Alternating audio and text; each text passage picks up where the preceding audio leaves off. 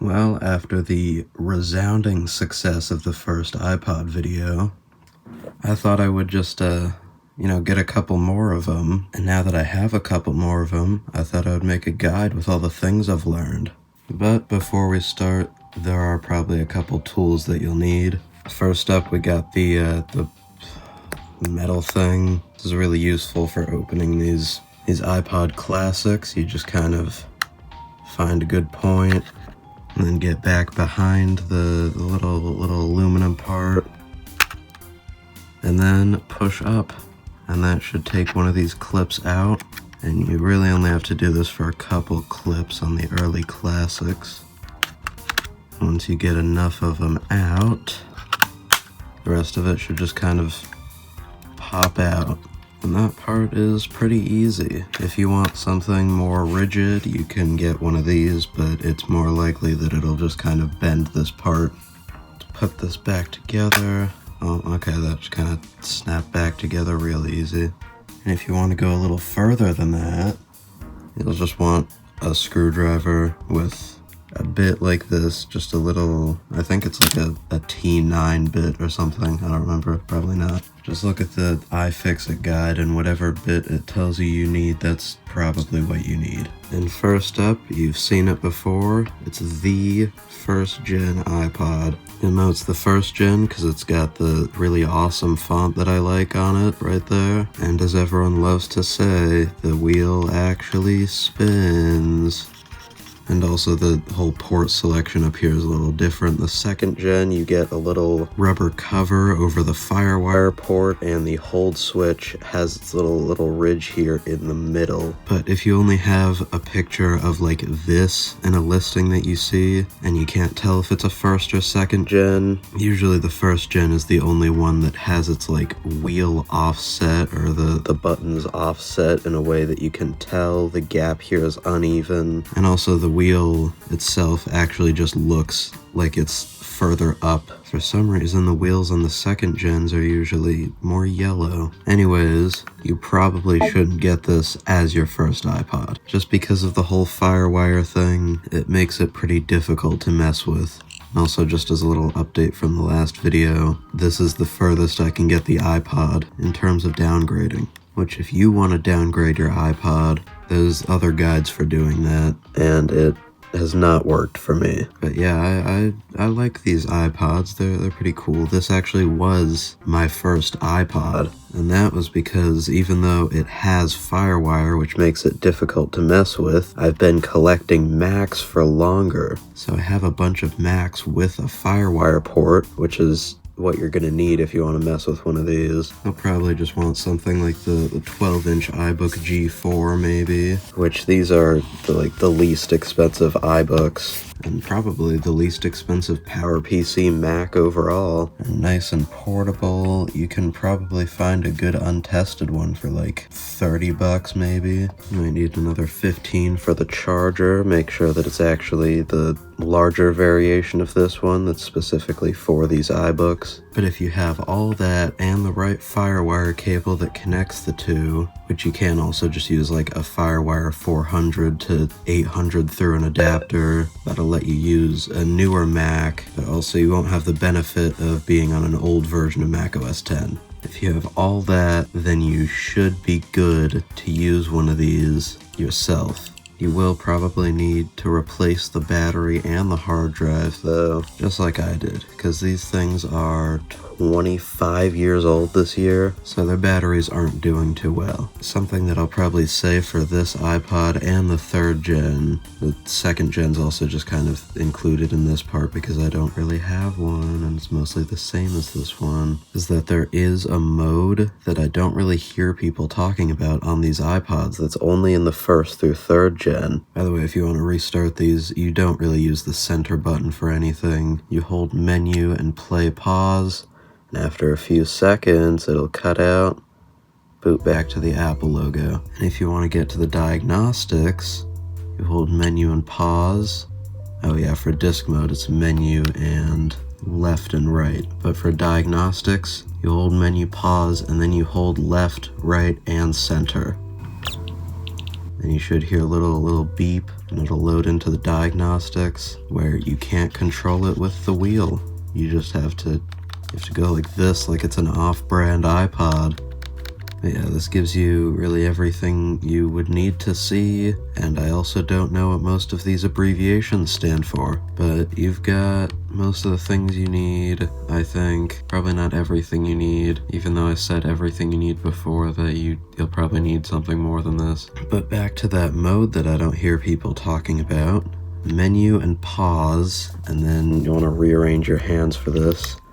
Left, right, center, and menu on boot will enter a disk scan mode, which is actually what it did in the first little iPod video. But yeah, you'll get a progress bar for how far along it's gotten, and you'll see this little animation here. And this is scanning every single little bit of the disk. If it finds an error, it'll repair it, and if your drive's gone, it'll give you a symbol. I don't remember how you cancel it, but yeah, if you actually want to do one of these to diagnose your disk, you will probably need to just plug it in and let it sit for maybe half an hour up to an hour, depending on how large the drive you have is. And there are different little pictures for each outcome of the disk scan mode. I'm just going to cancel it here by force resetting again. Might enter disk scan mode again, I don't know. Doesn't seem like it. Yeah, we're back to the menu. But yeah, this disk scan mode is on the first gen, the second gen, and the third gen. I don't think it's on either of the fourth gens for some reason. They're just too cool for that. Let's put you to sleep. We hold pause,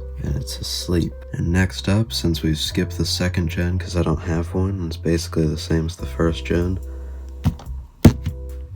The third gen. This is easily one of my favorites, and it's going to be one of your least favorites. You'll see it's got the 30-pin port, also known as the dock connector, and you're going to think that it just uses 30-pin to USB for everything. It doesn't. And that's why it kind of sucks, because it uses 30-pin to FireWire for data and charging, or you can use 30-pin to USB for just data, no charging. So if you get one of these, to charge it, you'll need either that one USB thing that provides enough power to charge it, or you'll just need a 30-pin to FireWire cable. And the reason I have 3 of these out is because there are 3 distinct backlight colors, as far as I know. Take this one out of hold, and this is the yellow backlight. I don't actually know if it was originally yellow or not, but it is very yellow in person. It might have just turned yellow after a while, or Apple used a different supplier for this one.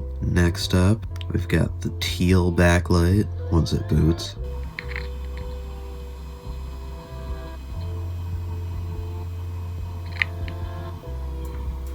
Uh-oh, it's out of battery. I was able to turn on the hard drive, but not the backlight before running out of battery. Looks like we'll have to bring in the FireWire. You put FireWire power to any of these iPods, it'll wake it up.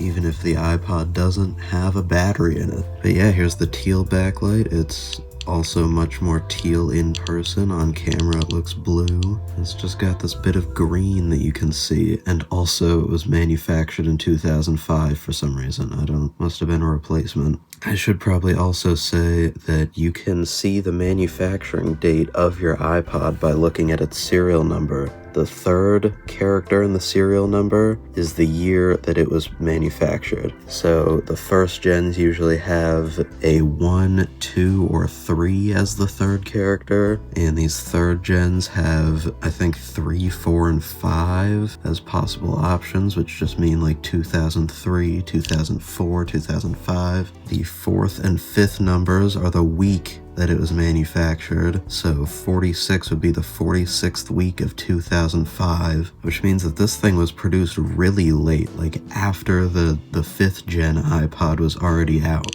And also the first 2 characters of the factory that it was produced in. Like with the 1st gen, these first 2 characters, U2, I think that's their Taiwan factory, and 2Z, I think might have been the factory that does the replacement units, because every time I see an iPod that was produced really late, it starts with 2Z. I don't know what location that actually is, but it just seems like they have to deal with the replacements. Now we can move on to the next one. We'll put you to sleep.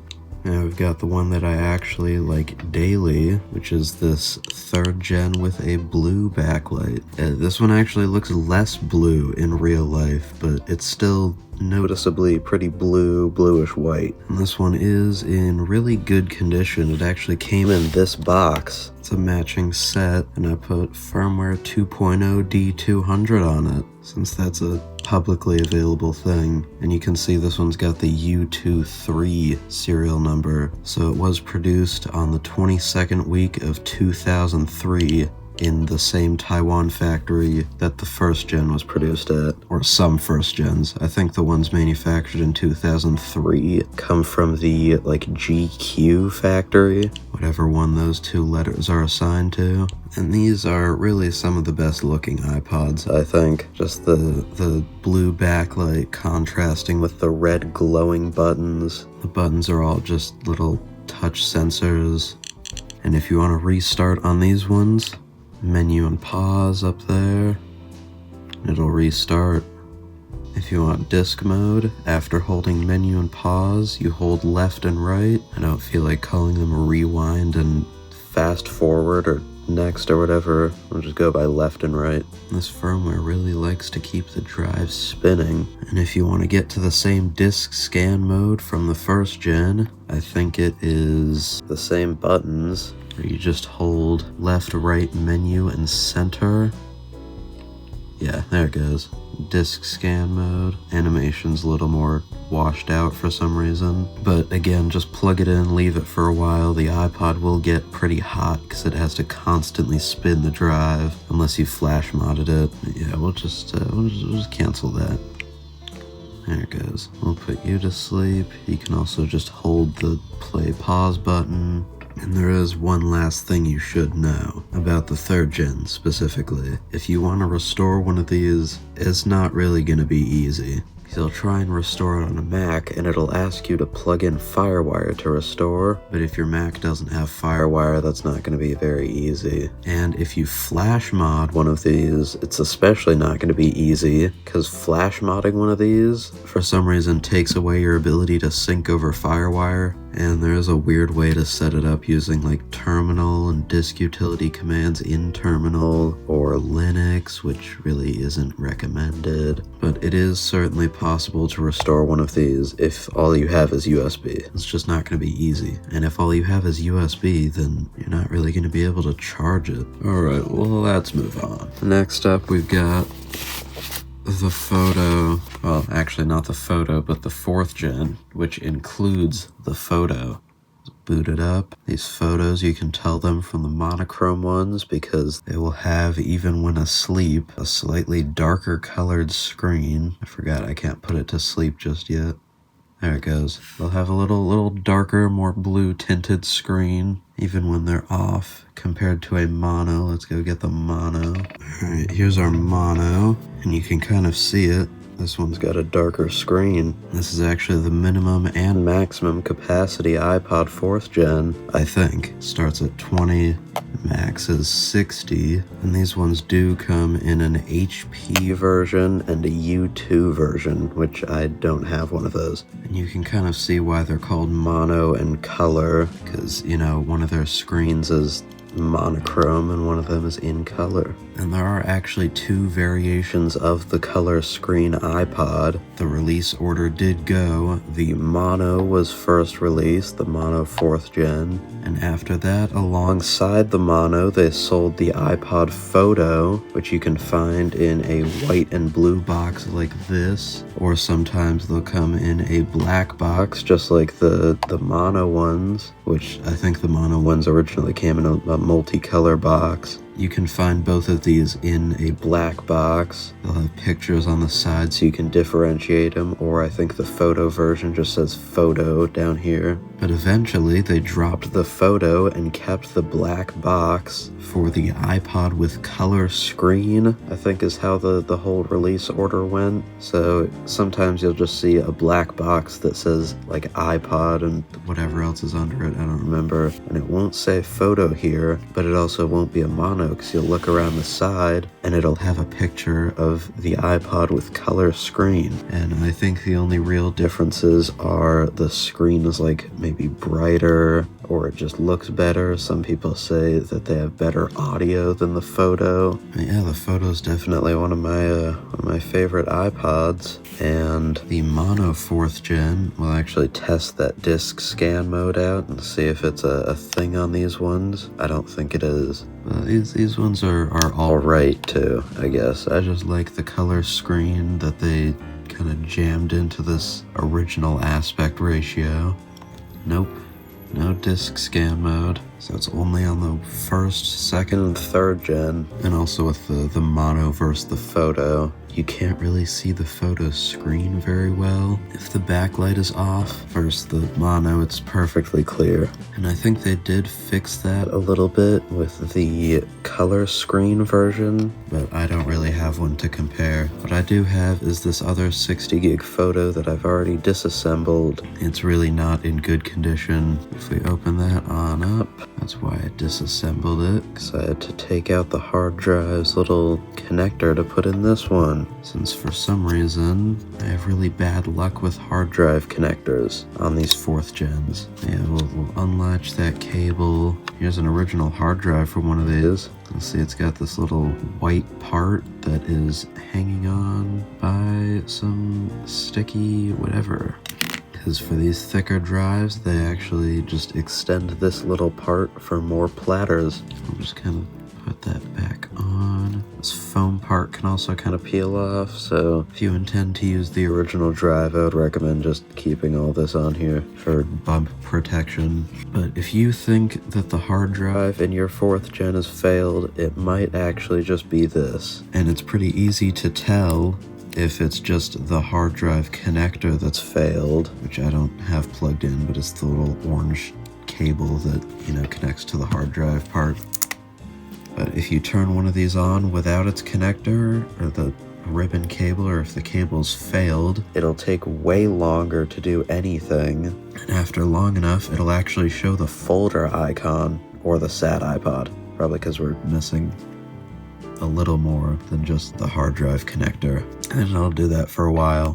But if the connector is in there and it's failed, you might just notice that you can't feel the hard drive doing anything, and it'll show a folder icon after like 20 seconds. And I have actually fixed this sometimes by just reseating the connector, but I have like 3 dead hard drive ribbons, because sometimes they just die. And a good way you can tell, actually, I'll go get one of the dead cables. Here's a dead cable. I have tried cleaning it off with like isopropyl and everything, reseating it, and putting it in another iPod just to make sure that it actually is dead. We'll put this in here, and you know what? We'll even connect the hard drive just for good measure. We will put all this here. Maybe we'll even plug in this area. That little thing there, try not to rip it because it's kind of a short cable on some of these iPods. Especially on the 3rd gen, it's a common issue. You can just kind of tear that cable from its connector or tear the connector from the board. But yeah, we'll plug this in with FireWire because it doesn't have a battery. Ooh, immediate SAT iPod. That usually doesn't mean anything good. And the hard drive is still going too. Alright, and for disk mode, it's just center and left, I think, unless that's diagnostics. I do not remember. Ooh, it's really sad. Okay. Well, go to sleep. I didn't think it would be that sad. Usually a dead hard drive connector just makes it take a while and show the folder icon. It's done that to me many times. I didn't think it would immediately show the sad iPod though. I guess this one's really failed. Let me go get a different dead hard drive. Oh wait, it might be this. I forgot to push that part down. I'll try again. Just for good measure. Alright, FireWire, get in there. We'll see, what does it do? Still immediate sad iPod, go to sleep. This hard drive is working, by the way. If the hard drive is dead, usually you'll hear it maybe spin up and not read, or you'll feel it just kind of click, click, click repeatedly in the same pattern maybe, and that tells you that a drive is dead. You can also just do the hard drive read-write test in the diagnostics, which I was gonna show you if it let me boot into the diagnostics. Tear that out, go grab another one. Alright, here's 2 more dead connectors. That should make all 3. Let's just try them all. Maybe the iPod's gotten smart enough to recognize when it's got a dead connector in it. And by connector, I still just mean ribbon. This one's not even going in. It'd be so awesome if this cable went in. You can kind of just like pull a little bit on this edge to get the cable further in. Maybe push on this edge and you'll feel it kind of like snap into place on either side. You can press that down. I think this is my original one because it's got the little bit broken off from the flash mount that I tried doing on an old iPod. We'll just make sure to connect this part properly. Oh wait, no, the pins are bent on this one too, aren't they? This is really not a fun experience if you've bent the pins. There it goes. Alright, I hope I actually connected those correctly, because if I didn't, it's gonna be real sad. Let's connect that. Plug it in, see what it does this time. Ooh. Wait a minute. That wasn't the right Apple logo. What was that? Did you see that? Well, I'll do it again. Yeah, that was the monochrome Apple logo. What? This isn't a 60 gig monochrome iPod. I know that because I've used this before with a working connector. Because the working connector from here is in here. But why was it showing the monochrome Apple logo? With the smaller resolution included. Plug it in with no drive and see what it does. What? What does this drive have? This isn't... I've used this drive before too. This has a color iPod OS on it. There it goes.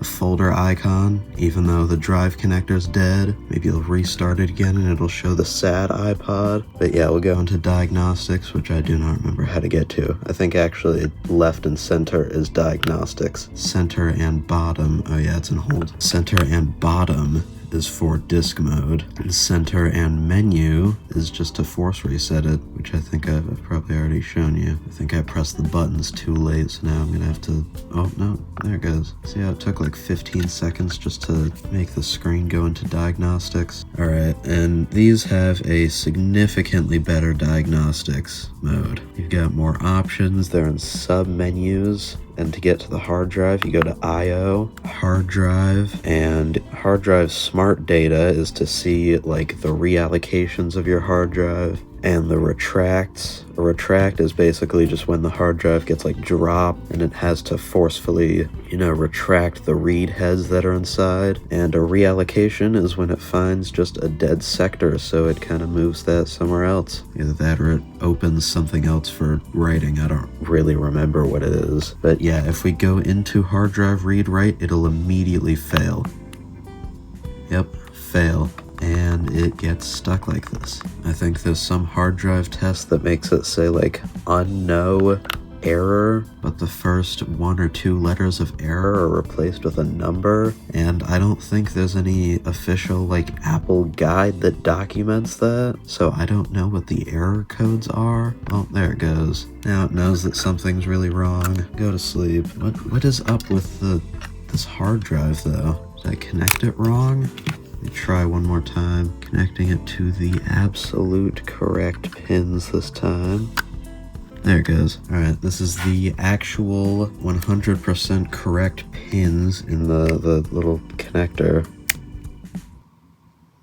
Okay, I don't know why it was showing a monochrome Apple logo before, but yeah, I just feel the drive spinning and the read heads are not moving. And there it shows the folder icon, even though the hard drive is perfectly bootable and has data on it. The connector is just broken in a way that makes the drive heads not move, but the hard drive is not dead.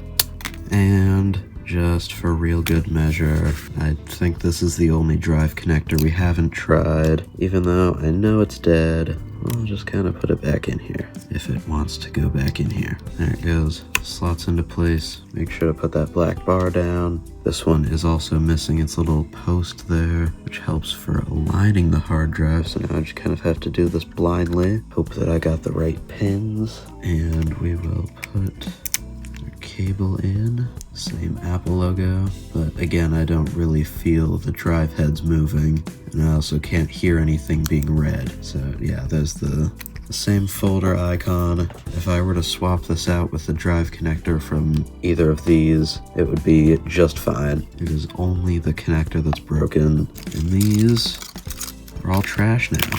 Not gonna work. I don't think they ever will again, because the fault isn't really like a crease, I don't think. There's just some fault with these. One of these was even just dead when I got the iPod. One of them died at some point between like being turned on and restarted. They'll just kind of fail, just like the hard drives themselves. Anyways, we'll put this back how I found it, which was just kind of having the hard drive loose in there because I don't have a connector for it yet. You can put these to the side. And the final one for the iPod Classics, because I don't actually have individually like a 5th gen, is the 5th, 6th, 6.5, and 7th gen, and also the 5.5. And these are definitely some of the best looking iPods. They've got these bright screens in color, in a wider resolution, and for the 6th and 6.5 and 7th gen, they really suck to open. Like, you're going to need many of these, at least 2 of these. There is actually a good guide on opening these the optimal way. I'll probably put that in the description if I can remember it. And for the 5th gen, the UI doesn't look like this. It just looks like the UI from the color 4th gen stretched out a little bit to match the wide screen. And for the 5th gens, there is a pretty easy way to tell if your 5th gen is a 5th or 5.5 gen, and it's all in the serial number. If you go to settings and about, it won't look like this because this is a 6.5 gen, but you'll be able to see your serial number, and if your serial number ends in maybe V9 something, or I think there's like W9 something, it's a 5.5 gen. I'll put the list on the screen of the last 3 characters of the serial number, what they should be if it's a 5.5 gen. Anything else won't be, but if for some reason you can't get to your serial number, you can go to your main menu settings, and only on the 5.5 gen will there be a search function that you can add. The regular 5th gen doesn't have that, and the bonuses you get for a 5.5 gen, the maximum screen brightness is slightly higher, and also you get the search function.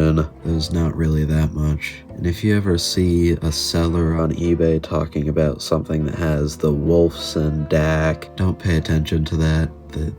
These all have it. 4th gen, the 3rd gen maybe, I don't know. But a lot of these iPod Classics have a Wolfson DAC that's not anything to feel special about. These 6th and 7th gens, I think, have a Cirrus Logic DAC inside of them, which I haven't really noticed any difference with between other iPods. It really just does not matter that much. But onto the 6th, 6.5, and 7th gen, if you want to tell the difference between these, I think the 7th gen specifically, which is like the one everyone wants because it's the real last one, it's the latest produced one, and in the last revision or whatever, it will have a drive size indicator that's as small as this. It won't be as large as like the iPod text up here. It won't match in size. And I know this is a 6.5 gen, but it's had its back replaced at some point, so I think it uses a 7th gen back. And the 6th gen, you will notice that like the 80 gig or I think 120 gig model will have the text pretty large, maybe large enough to be the same width as the iPod text. And also on these 6.5 gens compared to the 6th gen, the maximum version number they can go to is different. I think these 6.5 gens can go up to 2.0.1, and the regular 6th gen is like 1.0 point something or 1.4 point something, I don't remember. And I think the 7th gen can go up to like 2.0.5 maybe. That's just some weird number. And I think the 6.5 gen can also just be like flashed to have the 7th gen's firmware, which I also don't think really does anything. And as for the differences, there aren't really any differences anymore, because it used to be with the 6 and 6.5 gen, they had a maximum storage limit of 128 gigs, where the 7th gen is just like, you can hold 50,000 songs or something before the iPod stops booting because of a RAM issue. But I think recently people have found out how to set up their disks so that you can just bypass that, which means you could get, 50,000 songs or like 3 terabytes or whatever of storage on a 6th gen, and it would just work with it. And the 5th, 6th, 7th gen iPods are known for being extremely moddable. These are so easy to flash mod unless it's one of these, because it's super difficult to open. But other than that, it's easy to flash mod. There's battery upgrades, shell swaps. You can just swap out the back shell and the front shell with whatever color you want, which I really wish someone would do for the 4th gen. There are very rare clear shell mods for the 4th gen that you can't really find at all anywhere, but if someone maybe were to have access to like a resin 3D printer and they could make a clear front shell for the 4th gen, that would be really awesome. Anyways, these are really just the ideal iPod. If you're just a beginner and you're kind of looking for a good iPod to get, just get a 5th gen. They won't really fight with you. You can charge them over Firewire or USB. They'll take whatever. They're extremely beginner friendly. And if you want a good cable, you can get these for pretty cheap. The actual locking USB to 30-pin cables, which just have this thicker bit. I think they're more reliable, and they're also cooler because they lock. So if you have it held on here, it's not coming out.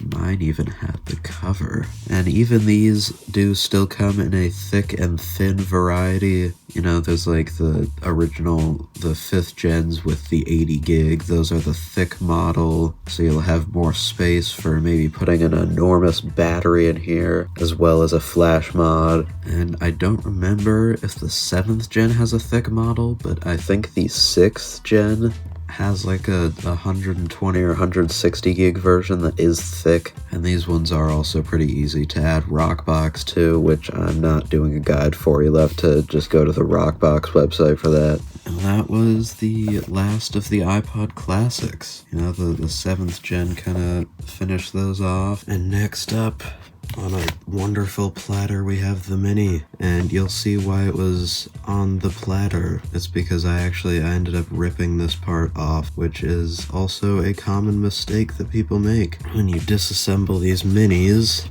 you need to kind of peel off the covers here, and then there's a little click wheel cable that you pull off of this. And if you're not careful, you can just kind of separate it from its little connector piece, which I have here. And I'm not going to try and put it back together because I already lost one of the pins from it, so it's never going to work again. But yeah, these Minis are usually pretty cool. They're in some wonderful colors. The shell feels great to hold in your hand. Like just this curved thing, and the general thickness that it has to be because of its drive, it feels really nice to hold. And here are the internals, because I don't have the thing assembled, because the click wheel is dead, as we know. Another thing you'll want to not do with these is don't mess with this part up here. Don't try and like pull on it or anything. If you can grab it by maybe this part here, but when you're sliding it out of the shell, do not just grab onto this part and start wiggling it around, because it can also disconnect itself kind of easily. But yeah, we got the battery here. You'll see that this is actually not a micro drive. That's because I had it swapped out for just a regular compact flash card, since these minis had to use a tiny little drive. Their original drives, which are called micro drives, just use this little Molex branded cable here. I think the second gens look a little different. Second gen from the first gen mini, which I don't have a second gen mini, but you can tell if yours is a second gen. If it still has the original shell and you look at the back and it has a storage indicator here, that means it's a second gen. I think maybe every HP mini is a second gen, but I'm not sure on that one. Anyways, this is just a regular like 4 gig little compact flash card. You can also use one of those iFlash adapters, and I wrote a little arrow on this one so I knew which way to put it, because I've lost the marking from either side. So we can just kind of put this back in. Lift the battery up. I don't remember what this tape was for. I guess to kind of hold it down a little bit. You can just push that connector back in. You might need to push the card back a little bit to get it under this little foam bit here. Put the battery back down, and that's a good iPod. Look, we can even plug it into Firewire, which is really disappointing because this is a perfectly working iPod, and I don't really want to spend like $40 on a little replacement click wheel. But yeah, these iPods have a smaller resolution screen, so the font looks a little off. And you know, these are really cool. So don't break your click wheel when you're disassembling one. Oh, there it goes. I guess the battery's finally gone. And we will remove this platter to move on to the nanos. The iPod mini is also pretty moddable as well, along with the flash modding. Elite Obsolete does sell just replacement shells, which look really good. Like the purpley pink gradient, that shell looks really nice. If only I had a working mini, maybe. If only I had a working iPod mini that didn't have a broken click wheel connector. Alright, now we can move on to the nanos. And what's special about the 3rd gen Nano, which isn't either of these, but you know, it just looks like this one. What's special about it is that it looks like this one. It's basically just this, but you know, really, really tiny, and it's also got flash storage by default. So it just looks really, it's a little cute little thing. And I think everyone likes the 3rd gen Nano. Same with the 1st gen, and maybe the 7th gen. I don't know. I don't know how people feel about this one. But yeah, the 1st gen Nano, this one is pretty awesome. It's just like a tiny 4th gen in terms of screen, and a tiny 5th gen in terms of design, because it has this really, you know, flat design, where the 4th gen is all curved, but the 5th gen does share the same flat design. And since this is a pre-2011 iPod, or a pre-2011 Apple product, you can still tell its production date by the serial number, where this is the 38th week of 2005 that it was produced. And these are just pretty neat, I think. They're a nice little novelty. They're really cheap, so if you wanted like the bare minimum little iPod and you don't want to shuffle because the shuffles suck, then you can just kind of go for one of these little guys. They do have barely any storage though, so if you have more than like 300 songs in your playlist, I would avoid getting any of these that aren't like the 4 gig model at least, which was the maximum storage for the 1st gen Nano. And these, I think, also have the same little key presses or whatever to access the, the diagnostic menu. Ooh, that's different. But yeah, center and menu to reset, center and left to get to the diagnostics, center and bottom for disk mode. Anyways, we can't scroll with our scroll wheel. This is actually, I think, my first time being in the nanos diagnostics menu. These are not separated into separate sub-menus like the 4th gen color is, but you still get a lot of options here. Let's go with hard drive specs, which there isn't actually a hard drive in here, but it's entirely flash storage, which is why the storage in here is so small, because with this nano, this little thing, they moved straight from mechanical storage to little storage chips that are on here. So you get 2 gigs of storage, maybe 1 gig of storage if you've got the minimum iPod Nano, or 4 gigs if you've got the best one. Let's bring the screen closer so you can actually see it. Reset it. Oh man, there goes the battery. The batteries in here are soldered, so they're not easy to replace unless you know what you're doing. And we'll put you to sleep. We'll put you to sleep. We'll put you to sleep. Okay, I guess we'll wait for your battery to die. And now my only other nano, the 7th gen, which I don't think is gonna like being turned on. Yep, it goes into disk mode for some reason, because I put a little custom theme on it since I learned you can do that. Since you can't exactly mod these nanos in any other way, the 7th gen nanos at least, you can apply a little custom theme. We'll hold the buttons to get it into disk mode, which gets it out of disk mode. And there's our custom theme. Look, it's just like iOS 26. It looks just like the real thing. And this thing has Bluetooth. So we turn that on, and we turn our AirPods on. There we go. We've got AirPods Find My on here, which, are these. But with these newer AirPods, you probably won't be able to get any sound out of them when you're connecting them to something like this. I think the 1st and 2nd gen AirPods are confirmed to work with these, which is really cool. You can just have built-in Bluetooth audio. But some of the more recent AirPods, like the Pro 2 and 3, and the AirPods 4, I don't know how well they would work. And for the nanos that I don't have, which is the 3rd, 4th, and 5th gen, I already went over the 3rd gen. It's a tiny little 6th gen. The 4th and 5th gen, you're gonna want to be careful of. You should really only get them if you're kind of building up a collection, maybe, because they just suck. You're gonna have to open them, which is really difficult, just to take out the battery, which is soldered on, because if you don't take out the battery is going to ever so slightly just puff up just a little bit, and you'll see the little spot on the screen. Everyone knows the black spot. If you see that, it's not coming out. You're not getting the battery out, and it is just e-waste at that point, because those things disassemble the same way that the iPod mini does. You have to slide the insides out through the top, and if the battery's even a little bit expanded, it's not coming out. And that's just kind of an issue with the 4th and 5th gens. Sure, they look okay, and the 5th gens have a camera and a wider screen so you can watch widescreen video. I just don't see how it's worth it to have one of those unless you are able to solder and you know what you're doing, which is kind of the only circumstance that I would say you, I guess, could get one of those nanos, or if you know that its battery's been replaced. But if it hasn't been replaced, it's just a risk. It's a danger. Even if you don't see the black spot, you'll put it on the charger for maybe 20 minutes or an hour. You'll notice, oh, there's a little spot on my screen, and then it's all over. Just throw it away. Not in a trash can though, don't do that. And I think that should be everything for the nanos. I'm not entirely sure because I only have 2. Oh yeah, I forgot. That one needs to go to sleep. We'll turn on the hold. And next up, the shuffles.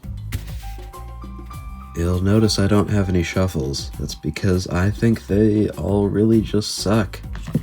my AirPods. But yeah, the shuffles, they just really aren't good. I don't see how people could really like them that much, unless, you know, you're going out for a run or you're doing some exercise and you just need the absolute bare minimum to get some music in your ears and you don't feel like just using AirPods or something, you want wired headphones, then you could get a shuffle, but still, they're not gonna really tell you if their battery has completely failed or if it just needs a little more charge, except for the light on the top or the front if it's the first gen. And obviously I'll be putting up pictures of whatever I'm rambling about right now so you know what I'm talking about. But if you are a person who exercises, listens to music, and you don't want AirPods, you do want an iPod, and you do want wired headphones and, you know, no screen, then I guess you could go for a shuffle, but again, you might have to replace the battery in those. There are some good shuffles though, I will say.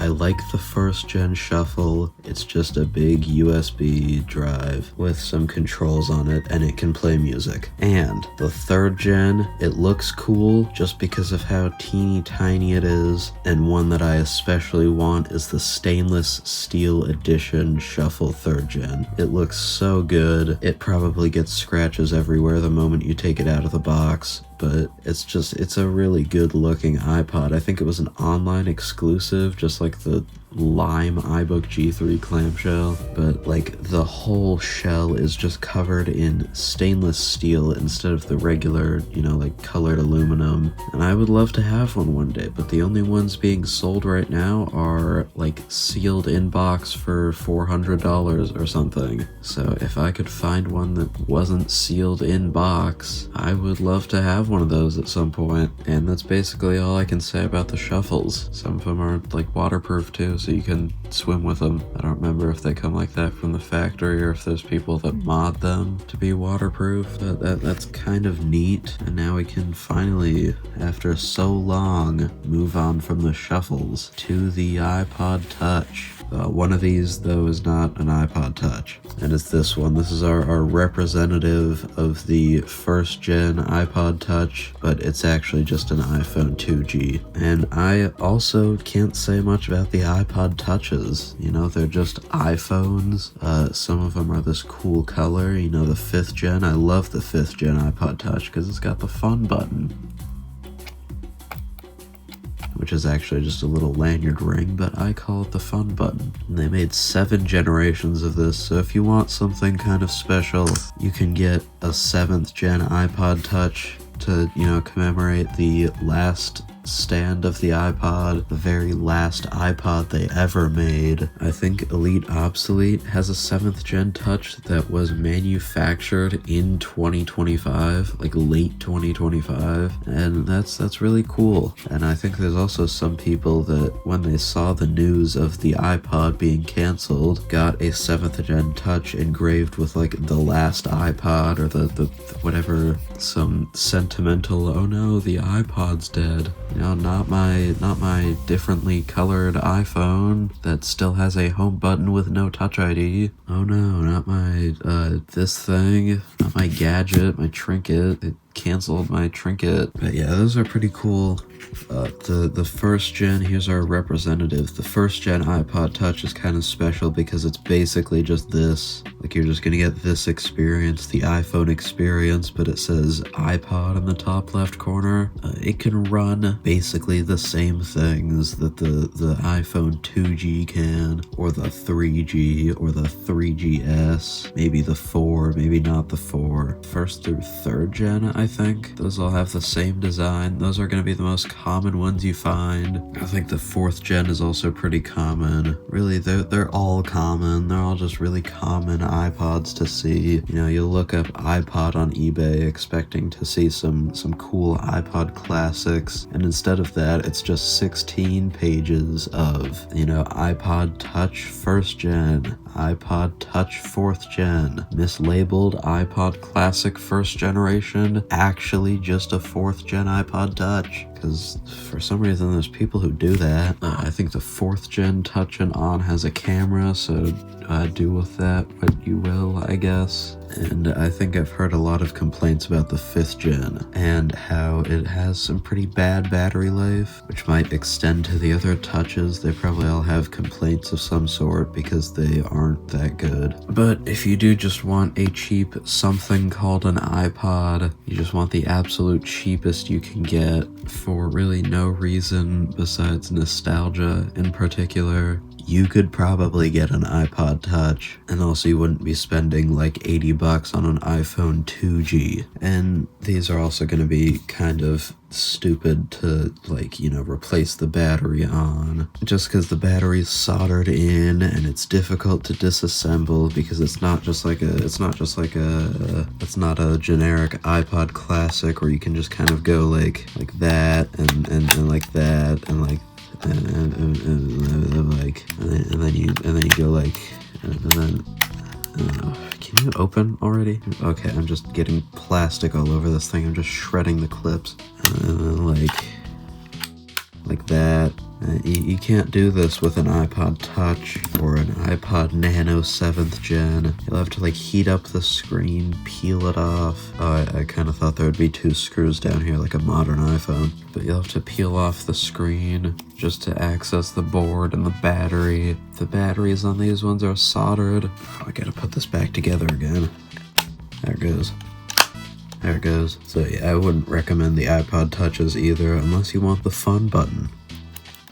I do have a couple extra things to mention, you know, accessories for these iPods. You can get maybe stickers, put them on the back. You can get clear cases or cases of any kind. I especially like the dad case. You know, put an iPod in there and it is protected. It fits all the really thick iPods perfectly. Even the 1st gen kind of pushes it out a little bit, but you know, in the end it mostly fits in there. You can get the 3rd gen. I do this all the time with my main 3rd gen. I don't clip it onto my side, but it's nice just having a little bit of protection for your iPod. And there are also extreme mods that you can do to your iPod. You can install an actual Taptic engine from an iPhone into an iPod. You can Bluetooth mod it, which for these, if you place the Bluetooth mod correctly, you can actually make it nice and concealed. Some people who would maybe like drill a hole in the back or something, or put it here so the button's inside the headphone jack. If you place it correctly, you can just unscrew one of the screws from the hold switch and turn that into a little Bluetooth button where pressing it activates it. And those are all some nice mods. I'll link a store in the description that actually sells iPods that are quite expensive but also modded, and you know, you can tell there's a lot of care put into it to make all these, you know, different wacky colored iPods that are also Taptic modded, Bluetooth modded, so they feel like a real modern device,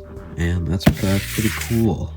And as for pricing, I don't know, I wouldn't buy one of these 1st gen classics for more than like $100 to $150. You shouldn't be paying that much either. 3rd gens and 4th gens usually end up going for the same price. Usually you can find them for anywhere from $20 to $80.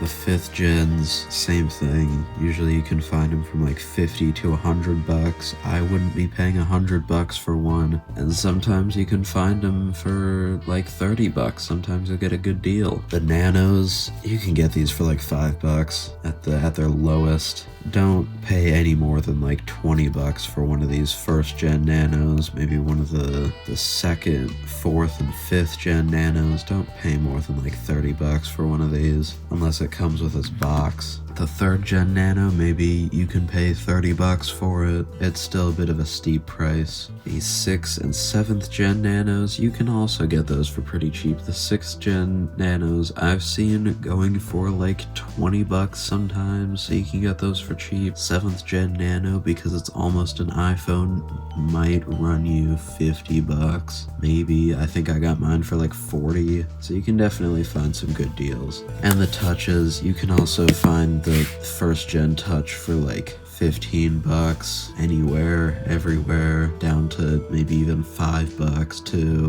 That goes for the 1st through 4th gen. I think I got this 5th gen for like 25 bucks or something, so you can also get these for pretty cheap. The 6th and 7th gen iPod Touch though, those usually end up going for like 70 or 80 bucks, up to 120. Again, I wouldn't pay up to that much for an iPod Touch, but you certainly can if you want to. And if you're gonna get a boxed iPod like one of these, this little image, this image is so tough.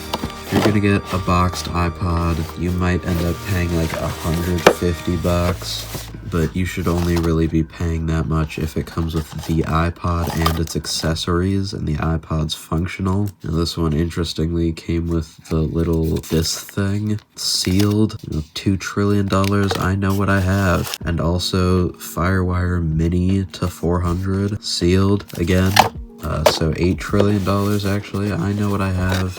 The price for a boxed iPod though usually depends on the price of the iPod itself originally, and then add like $100 to it for the box and the accessories. And if you're really lucky, the box with accessories might even include a dad case of your own. You might even be able to get 2. And that 3rd gen box didn't come with its discs, but this one does.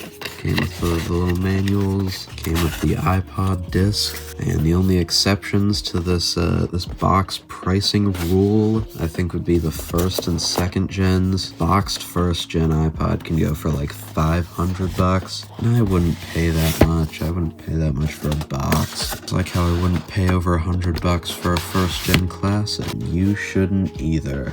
But yeah, with the 5th through 7th gen iPod Classic, don't pay more than 100 bucks for one of those. Probably didn't even mention the price of like a 7th gen Classic. You'll see way too many of those going for like over 100 bucks. Just try and find a good one for maybe 80, 70, 60 bucks. You can find one with a dead hard drive and battery, or one untested for maybe 50, 40. Just don't support the people who are selling them for like 150 bucks unless they have a reason to be doing it. Like if the iPod's been modded, flash modded, or if its shell has been swapped. If you just see one of those like listings that lets you pick out the configuration, the storage configuration of your iPod, and it says that it's like sealed when it's obviously not, because you get to pick the storage configuration of your iPod, don't pay like 200 bucks for one of those. It's not worth it. But yeah, I think that's